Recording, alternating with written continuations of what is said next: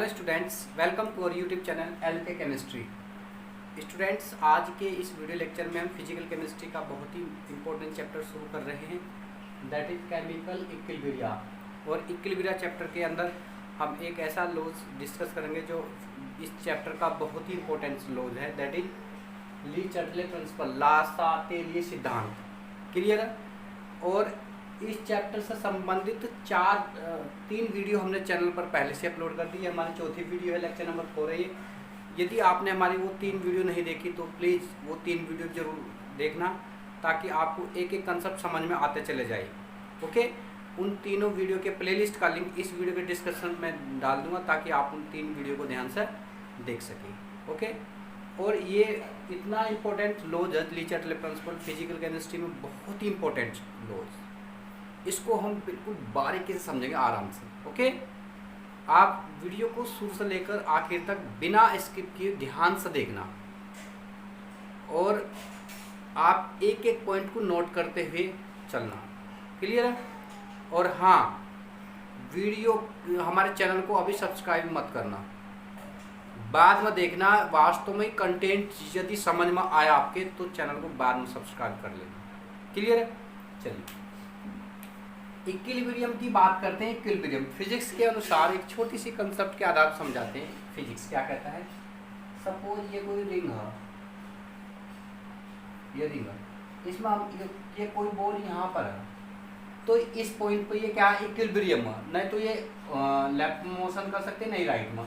अगर ये यहाँ पर बॉल आ जाए किसी फोर्स के थ्रू, तो रिटर्न फिर यहीं पर आ जाएगी। अगर किसी कारण से यहाँ पर आ जाए, फिर रिटर्न होकर यहाँ पर आ जाएगी। यानी ये जो पोजीशन है इसकी, ये पोजीशन इसकी स्टेबल पोजीशन है। ये पोजीशन क्या है? स्टेबल पोजीशन है। तो अपनी स्टेबिलिटी को अचीव करने के लिए बॉल हमेशा यहाँ मेंटेन करना चाहेगी। क्लियर है?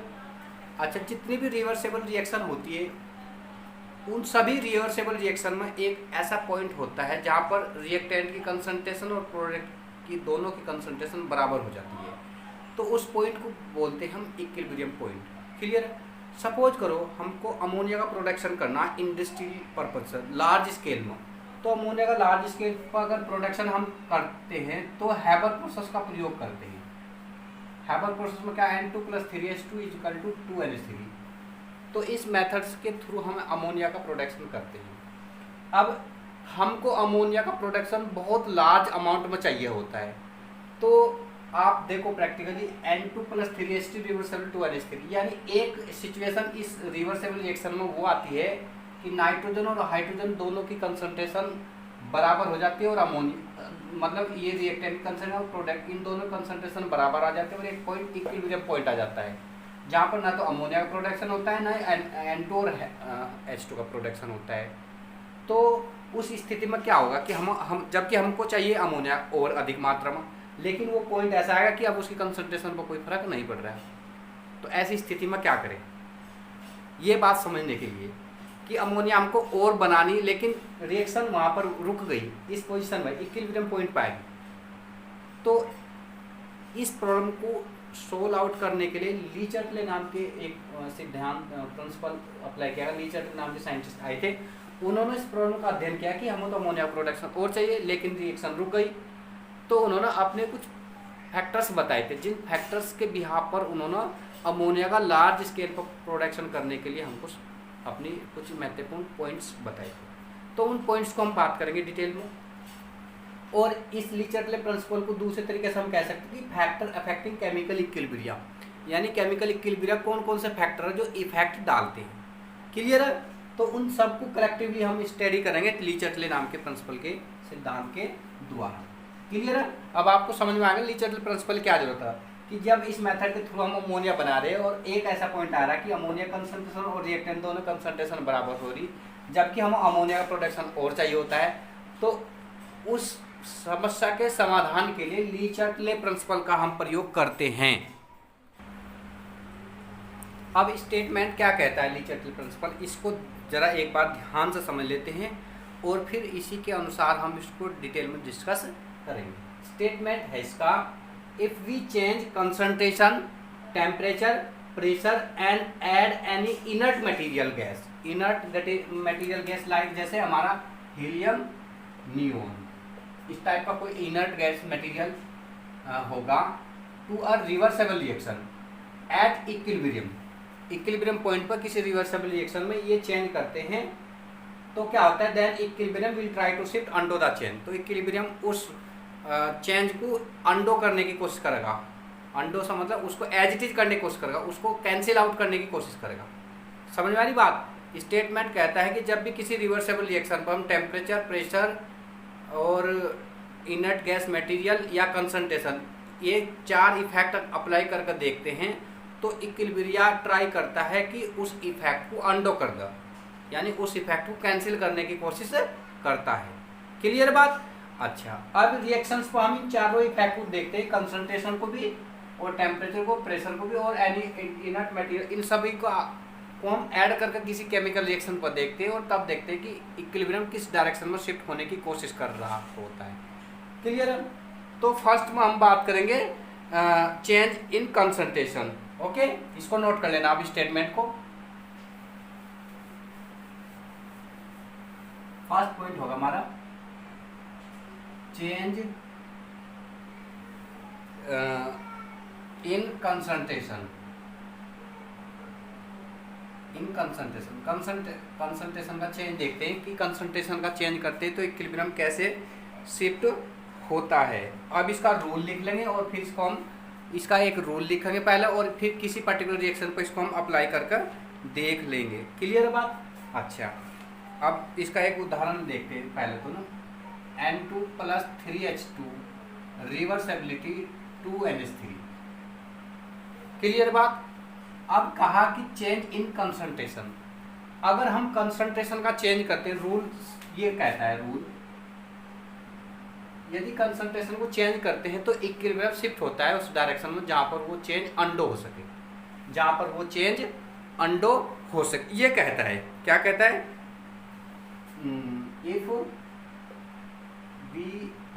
if we increase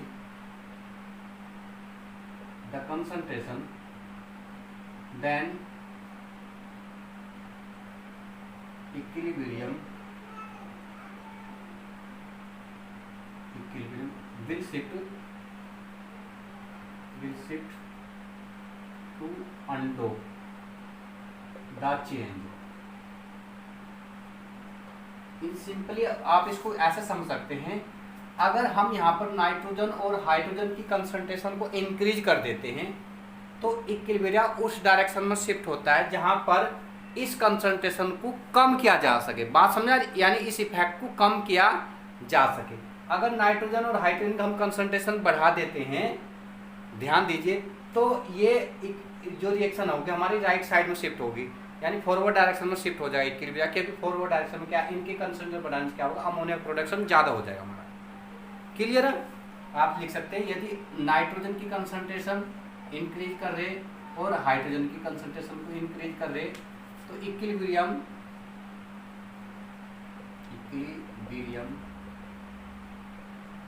will shift to forward direction. बात समझ आएगी ना? यानी नाइट्रोजन और हाइड्रोजन की कंसंट्रेशन यदि इंक्रीज कर रहे हैं तो इसको चेंज करने का क्या मेथड है, इसको चेंज, ये इक्विलिब्रियम कैसे शिफ्ट होगा, इस इफेक्ट को कैंसिल करने का इसका पास मेथड ये है कि ये राइट साइड में शिफ्ट होगा। राइट साइड में शिफ्ट होने से क्या हो जाएगा कि राइट साइड में अमोनिया का प्रोडक्शन हो जाएगा। क्लियर है? या इस बात को ऐसे समझ सकते हैं कि ये कंसंट्रेशन का जो हम कंसंट्रेशन इंक्रीज करते हैं तो उस साइड में इक्विलिब्रियम शिफ्ट होता है जिस साइड में उसकी खपत हो सके। अब जो हमने अप्लाइड इफेक्ट डाला उसकी खपत हो सके, जिस साइड में वो कम हो सके या न्यूट्रलाइज हो सके या अंडो हो सके। क्लियर बात? तो equilibrium shift to the forward direction. Forward direction क्या होगा, अमोनिया का प्रोडक्शन ज़्यादा हो जाएगा। बात समझ में आ रही नहीं? तो ये इस तरह से हम इस बात को समझ सकते हैं कि इक्विलिब्रियम किस डायरेक्शन में शिफ्ट हो रहा है हमारे पास। अच्छा, तो इस इफेक्ट को हम 2 तरीके से कर सकते हैं। अब देखो ध्यान से भाई, नाइट्रोजन की कंसंट्रेशन जैसे इंक्रीज हो रही और हाइड्रोजन की कंसंट्रेशन जैसे इंक्रीज हो रही, ये दोनों इंक्रीज हो रही, तो इसको कम करने का एक मेथड हो रहा, ये तो है चेंज, ये चेंज कर रहे। तो इस चेंज करने से इक्विलिब्रियम तो शिफ्ट होगा राइट साइड में, तो यहाँ पर क्या अमोनिया का प्रोडक्शन बढ़ जाएगा। तो इसकी कंसंट्रेशन क्या कर दो, रिमूव कर दो। अगर ये कंसंट्रेशन चेंज करे, इंक्रीज कर रहे, तो अमोनिया के कंसंट्रेशन क्या कर दो, रिमूव कर देंगे। अमोनिया कंसंट्रेशन रिमूव होने से क्या हो जाएगा कि ये दूसरी अमोनिया के मोल बनते जाएंगे, दूसरे अमोनिया के मोल बनते जाएंगे, यानी इस चेंज को क्या हो जाएगा, ये अंडो हो रहा है। इस तरह से ये चेंज क्या हो रहा है, अंडो हो रहा है। बात समझ आ रही? इसकी कंसंट्रेशन हम बढ़ा रहे तो अमोनिया कंसंट्रेशन को रिमूव कर रहे, अमोनिया कंसंट्रेशन रिमूव होने से ये चेंज क्या हो रहा है, अंडो हो रहा है। बात समझ आ रही नहीं? बहुत महत्वपूर्ण बात है। अच्छा, इसके अलावा मैं कोई और उदाहरण ले लेता हूँ। ये तो हैबर प्रोसेस हमारा, Haber process.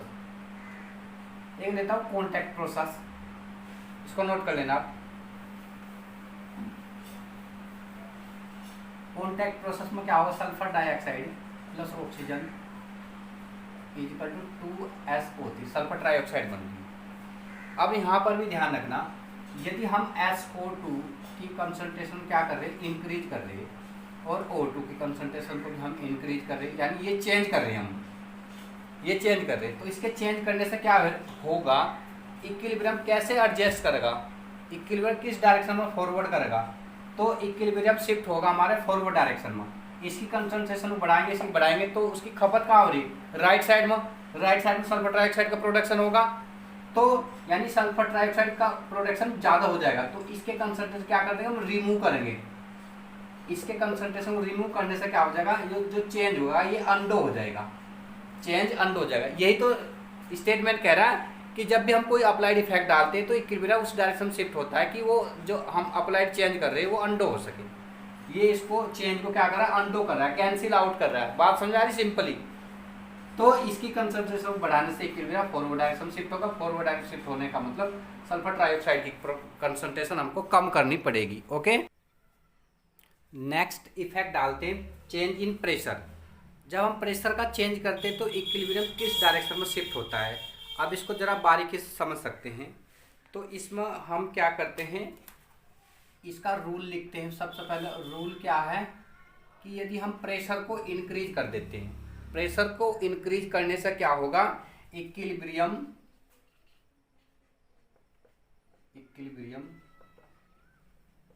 Will shift, equilibrium will shift to that direction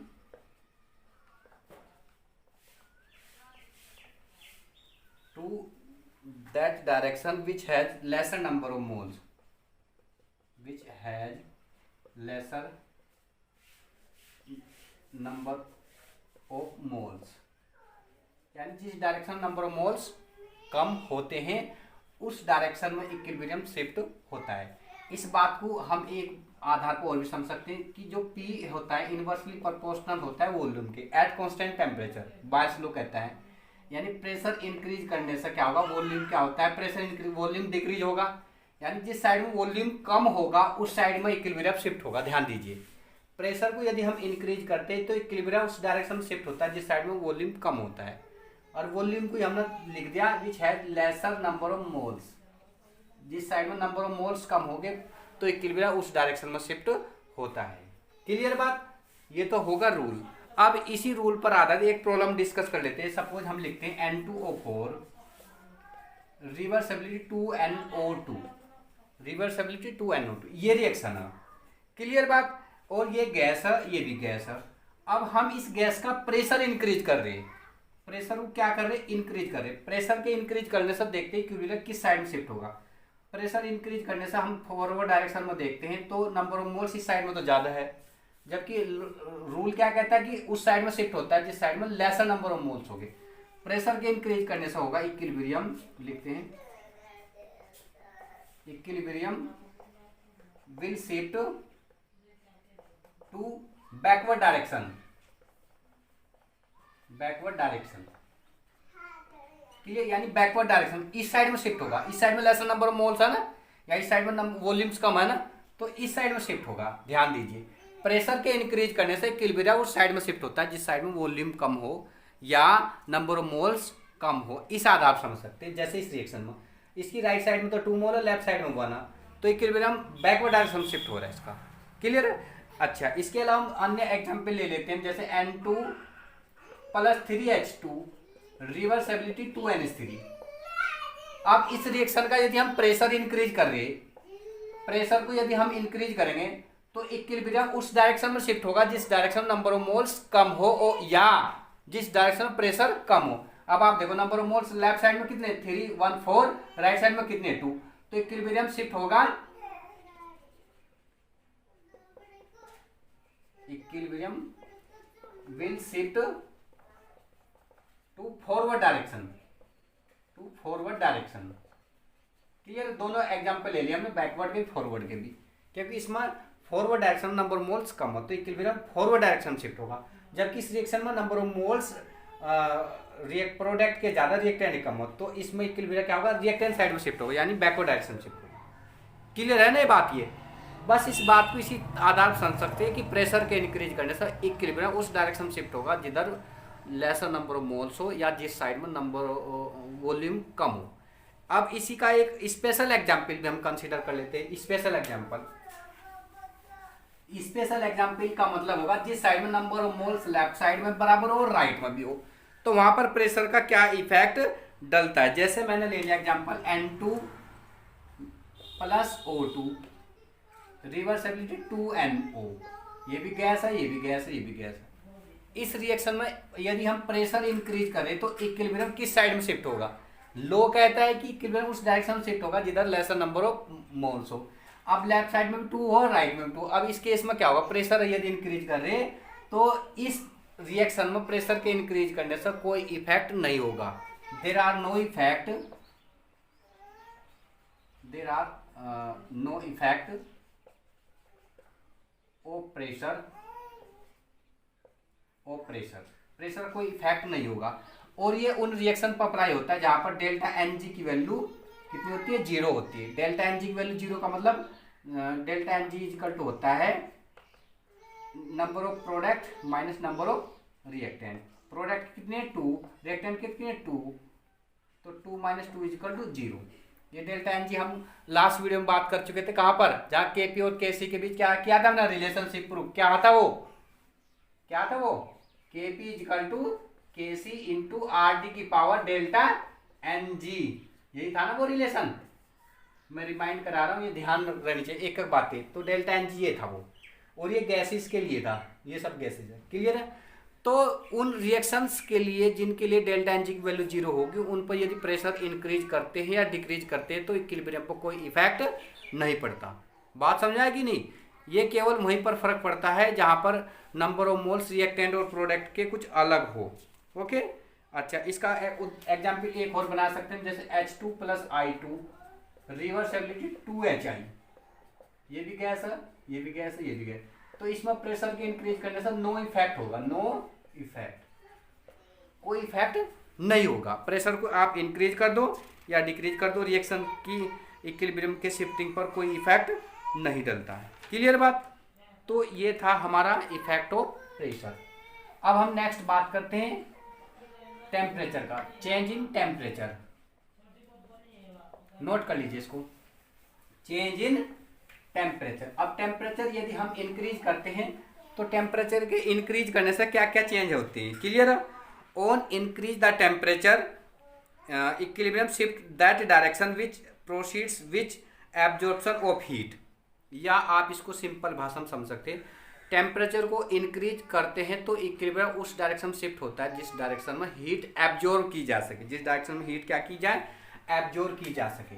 इसको सिंपल ऐसा लिख सकते हैं, on increase temperature equilibrium will shift to that direction, where heat absorb, जहां पर हीट क्या एब्जॉर्ब की जा सके, या जहां पर हीट कम हो, जहां पर हीट कम हो, या प्रेशर के इंक्रीज करने से इक्विलिब्रियम उस डायरेक्शन में शिफ्ट होगा जहां पर हीट की मात्रा यूज की जा सके या हीट कम हो या उसकी हीट की खपत की जा सके। प्रेशर टेम्परेचर को इंक्रीज करने टेम्परेचर की खपत की जा सके। ध्यान समझ लेना, टेम्परेचर के इंक्रीज करने से इक्विलिब्रियम उस डायरेक्शन में शिफ्ट होता है जिस डायरेक्शन में टेम्परेचर का जो हमने प्रभाव इफेक्ट अप्लाई किया ना उस वो खपत की जा सके, यानी वो अंडो किया जा सके, वो न्यूट्रलाइज किया जा सके। अब इसके लिए हम एग्जाम्पल लेकर चलते हैं जिनके आधार पर हम इसको आसानी से समझ सकते हैं। जैसे हमने ले लिया H2 + I2, H2 + I2 reversibility 2HI। ये गैस हमारी, ये भी गैस है, ये भी गैस है। अच्छा, और जो एनर्जी दे दी हम ये 3000 कैलोरी। क्लियर है? अच्छा, इस साइड में ऑलरेडी एनर्जी है। अब ध्यान रखना, अब इस रिएक्शन पर यदि हम टेम्परेचर इंक्रीज करेंगे, यदि टेम्परेचर को क्या कर रहे हैं हम इंक्रीज कर रहे हैं, तो टेम्परेचर इंक्रीज करने से इक्विलिब्रियम उस डायरेक्शन में शिफ्ट होगा जिस डायरेक्शन में हीट की खपत हो सके। अब देखो, आप इसको प्रैक्टिकली सोच कर बताएं कि इक्विलिब्रियम किस डायरेक्शन में शिफ्ट होगा, कि हम टेम्परेचर यदि इंक्रीज कर रहे हैं तो किस डायरेक्शन में शिफ्ट होगा। देखो, बाई टेम्परेचर इंक्रीज कर रहे हैं, टेम्परेचर इंक्रीज करना राइट फॉरवर्ड डायरेक्शन में, तो ऑलरेडी एनर्जी हमारे पास है 3000 कैलोरी उस डायरेक्शन में, तो ऑलरेडी यानी उस डायरेक्शन में तो टेम्परेचर का जो हम अप्लाइड इफेक्ट कर रहे हैं उसको अंडो नहीं किया जा सकता। अंडो किस डायरेक्शन में होगा, वो केवल बैकवर्ड डायरेक्शन में होगा। तो टेम्परेचर यदि इंक्रीज करेंगे तो equilibrium will shift to backward direction, backward direction में शिफ्ट हो गए इक्विलिब्रियम। ओके, अच्छा, इस तरह की हम बहुत सारी रिएक्शंस कंसीडर कर सकते हैं जिनके आधार पर हम इसको आसानी से समझ सकते हैं। केवल और केवल हमें ये जानकारी होनी चाहिए कि रिएक्शन एक्सोथर्मिक है या एंडोथर्मिक है। केवल ये दो चीज़ ध्यान रखनी। जिन रिएक्शन में एनर्जी यहाँ पर प्लस में होगी उन पर्टिकुलर रिएक्शन में क्या हो जाएगा, वो इक्विलिब्रियम शिफ्ट हो जाएगा बैकवर्ड डायरेक्शन, और जिनमें यहाँ माइनस में होगी वहाँ फॉरवर्ड डायरेक्शन में हो जाएगा। ये मेन बात है जिनके आधार पर आप आसानी से समझ सकते हैं। अभी जैसे मैं एक एग्जाम्पल ले लेता हूँ अमोनिया का, N2 + 3H2 reversibility 2NH3 -22.4 calorie, ये एनर्जी है। अब इसको चेक करना। इस रिएक्शन को मैं ऐसे लिख सकता हूँ, और N2 + 3H2 + 22.4 calorie reversibility 2NH3। Clear? अब देखो, टेम्परेचर यदि हम इंक्रीज कर रहे हैं, टेम्परेचर को हम क्या कर रहे हैं इंक्रीज करें, टेम्परेचर इंक्रीज करने से इक्विलिब्रियम किस डायरेक्शन में शिफ्ट होगा। देखो, लेफ्ट डायरेक्शन में यानी रिएक्टेंट यानी बैकवर्ड डायरेक्शन में ऑलरेडी हमारे पास 22.4 कैलोरी एनर्जी है ही, तो इक्विलिब्रियम शिफ्ट होगा जिस डायरेक्शन में हीट ना हो। हीट कौन सी डायरेक्शन में, राइट में है। तो temperature or increase temperature then equilibrium will shift to forward direction, clear? Forward direction में इसलिए शिफ्ट होगा कि फॉरवर्ड डायरेक्शन में हीट है नहीं, यानी जो हम अप्लाई टेम्परेचर बना रहे हैं तो उसकी खपत हो सके, वो अप्लाइड इफेक्ट अंडो हो सके। अंडो वो केवल डायरेक्शन राइट फॉरवर्ड डायरेक्शन में ही हो सके अंडो, क्योंकि बैकवर्ड डायरेक्शन में तो ऑलरेडी हमारे पास एनर्जी है ही। ये दोनों एग्जाम्पल एक दूसरे के समझने के लिए बहुत सूटेबल है। इसमें यहाँ प्लस में है और इसमें यहाँ माइनस में। यदि प्लस में होगा यानी एनर्जी ऑलरेडी यहाँ पर हमें प्राप्त हुई, तो इक्विलिब्रियम बैकवर्ड डायरेक्शन में होगा। और यदि हम रिएक्शन को कंप्लीट करने के लिए एनर्जी हमको शुरू में देनी पड़ रही, तो टेम्परेचर इंक्रीज करने से इक्विलिब्रियम शिफ्ट होगा कौन सी डायरेक्शन में, टू फॉरवर्ड डायरेक्शन में। क्लियर है? अच्छा, अब नेक्स्ट हम बात करते हैं, ये हमारा था थर्ड वाला टेम्परेचर का, फर्स्ट वाला कंसंट्रेशन का, सेकंड वाला प्रेशर का, थर्ड वाला टेम्परेचर का। और चौथा जो इफेक्ट होगा हमारा, इनर्ट मटेरियल को हम ऐड करते हैं तो क्या इफेक्ट डलता है। क्लियर? इसको लिखेंगे addition of inert gas material. Inert gas material को हम ऐड करते हैं तो इक्विलिब्रियम पर क्या इफेक्ट डलता है। अब इसके कुछ रूल्स हैं, उनको आप नोट कर लेना। ओके,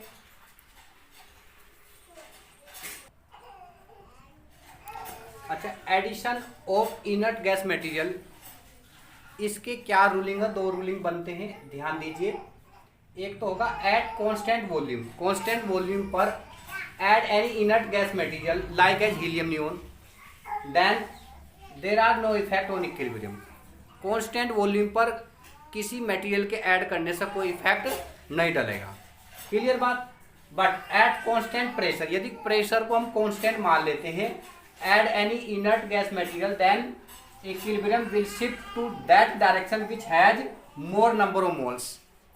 एट कांस्टेंट प्रेशर पर जब हम इनर्ट गैस मटेरियल को ऐड करेंगे तो इक्विलिब्रियम उस डायरेक्शन में शिफ्ट होगा जिधर नंबर ऑफ मोल्स ज्यादा होंगे। इस बात को हम ऑलरेडी जान भी रहे, P inversely proportional to volume, ध्यान दीजिए। यानी पी इसके क्या इनवर्सली प्रोपोर्शनलिटी का रिलेशन है। अच्छा, और यहाँ पर क्या बात की, कांस्टेंट यदि प्रेशर हो, प्रेशर होने से इक्विलिब्रियम उस डायरेक्शन शिफ्ट होगा जिधर नंबर ऑफ मोल्स ज्यादा हो, यानी जिधर वॉल्यूम ज्यादा हो, जिधर वॉल्यूम ज्यादा होगा, ध्यान दीजिए, क्लियर है। और जो हमारा ये नंबर ऑफ मोल्स का जो कंसेप्ट है, हम इसको इस आधार पर समझ सकते हैं। देखो, Pv बराबर nRT, ये हम जानते हैं, या P बराबर, इसको हम n/VRT लिख सकते हैं, या P बराबर CRT, यानी C हमारी यहाँ पर क्या बनती है, कंसंट्रेशन, और कंसंट्रेशन को किसके टर्म में लिख दिया, क्या, C बराबर n/V, ध्यान दीजिए। यानी कांस्टेंट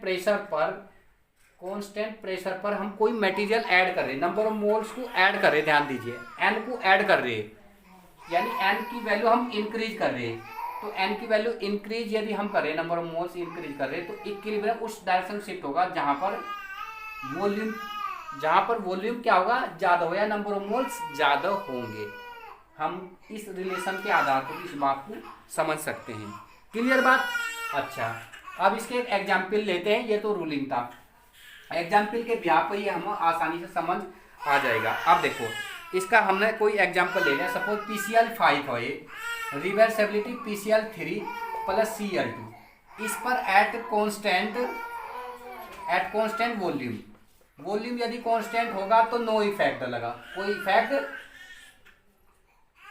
इफेक्ट नहीं डलेगा। एट कांस्टेंट प्रेशर पर इसमें क्या होगा, इक्विलिब्रियम उस डायरेक्शन शिफ्ट होगा जिधर मोर नंबर ऑफ मोल्स होंगे। मोर नंबर ऑफ मोल्स किस साइड में, राइट साइड में, लेफ्ट में तो एक है, तो इक्विलिब्रियम शिफ्ट होगा कौन सी डायरेक्शन में, फॉरवर्ड डायरेक्शन में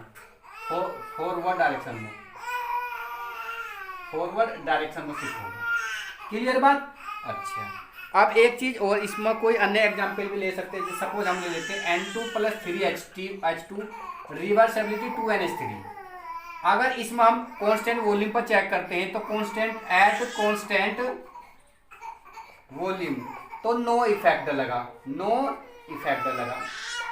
बट एट कांस्टेंट प्रेशर की हम बात करेंगे तो कांस्टेंट प्रेशर पर नंबर ऑफ मोल्स ज्यादा किस साइड में, लेफ्ट साइड में, यानी बैकवर्ड डायरेक्शन में इक्विलिब्रियम शिफ्ट होगा। कौन सी डायरेक्शन में, बैकवर्ड डायरेक्शन में इक्विलिब्रियम शिफ्ट होगा, क्लियर बात। तो इसका केवल समराइज यही करते हैं, कौन एडिशन ऑफ इनर्ट मटेरियल में ध्यान रखना, अगर वॉल्यूम कांस्टेंट है तो को नो इफेक्ट लगा, यदि और प्रेशर यदि एट कांस्टेंट प्रेशर ले रहे हैं तो इक्विलिब्रियम उस डायरेक्शन में शिफ्ट होगा जिधर नंबर ऑफ मोल्स ज्यादा होते हैं, क्लियर है। अब इस पूरे लॉज को हम समराइज करते हैं। एक तो हमने इफेक्ट डाला था कंसंट्रेशन का, दूसरा हमने डाला था प्रेशर का, तीसरा हमने डाला था टेम्परेचर का, और चौथा हमने डाला था इनर्ट मटेरियल। ठीक है, कंसंट्रेशन का जब इफेक्ट हम अप्लाई कर रहे थे तो इक्विलिब्रियम उस डायरेक्शन में शिफ्ट होता था जहां पर कंसंट्रेशन की खपत हो सके, यानी कंसंट्रेशन कम किया जा सके, उस डायरेक्शन में इक्विलिब्रियम शिफ्ट हो रहा था। और प्रेशर यदि हम इंक्रीज कर रहे तो इक्विलिब्रियम उस डायरेक्शन में शिफ्ट होता है जिधर laser number of moles present हो, यानी जिस साइड में वॉल्यूम कम होता है। ये प्रेशर का था। टेम्परेचर का जो केस था, टेम्परेचर यदि इंक्रीज करे तो इक्विलिब्रियम उस डायरेक्शन में शिफ्ट होता है जिस साइड में एनर्जी एब्जॉर्ब की जा सके, यानी एनर्जी जिस डायरेक्शन में कम होगी इक्विलिब्रियम उस डायरेक्शन में शिफ्ट होता है। और इनर्ट मटेरियल के केस में दो कंडीशन, यदि वॉल्यूम कांस्टेंट है तो कोई इफेक्ट नहीं डलता, और यदि प्रेशर कांस्टेंट है तो इक्विलिब्रियम उस डायरेक्शन में शिफ्ट होता है जिस डायरेक्शन में मोर नंबर ऑफ मोल्स प्रेजेंट होते हैं। क्लियर है? तो उम्मीद करता हूँ ये वीडियो आपके लिए वास्तव में लाभदायक रही होगी। आज के इस वीडियो लेक्चर में हम यहीं तक ही रोकते हैं। बाकी अगले वीडियो लेक्चर में हम इस लीचर्ड प्रिंसिपल का एप्लीकेशन वाला पोर्शन डिटेल में स्टडी करेंगे। यदि वीडियो आपके लिए लाभदायक रही तो प्लीज़ हमारी वीडियो को लाइक, दोस्तों के साथ वीडियो को शेयर करना तथा हमारे चैनल को सब्सक्राइब भी कर लेना। Okay, thank you.